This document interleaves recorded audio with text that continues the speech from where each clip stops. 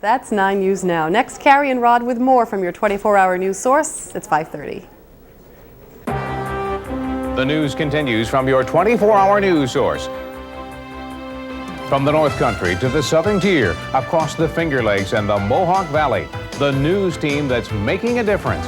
Rod Wood, Carrie Lazarus, meteorologist Dave Eichhorn, and Doug Logan with sports.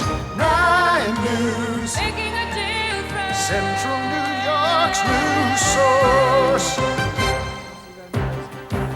The vote on the first motion is 8 ayes and no nays, and the recommendation of the Secretary of Defense is unanimously rejected. The unanimous vote in Washington, the cheers in Rome. The Air Force Laboratory is saved.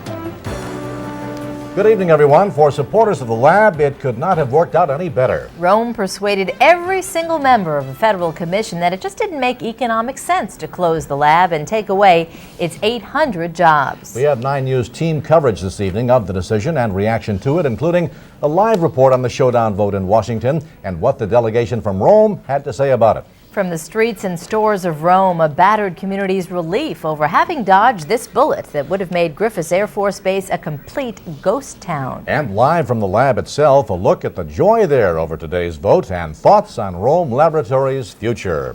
We begin with the decision in Washington. Our Dan Cummings, who's been following this story for months now, was at the Capitol for the payoff first thing this morning. And he joins us live now by satellite from Washington. Dan, it must have been one happy delegation from Rome witnessing that vote.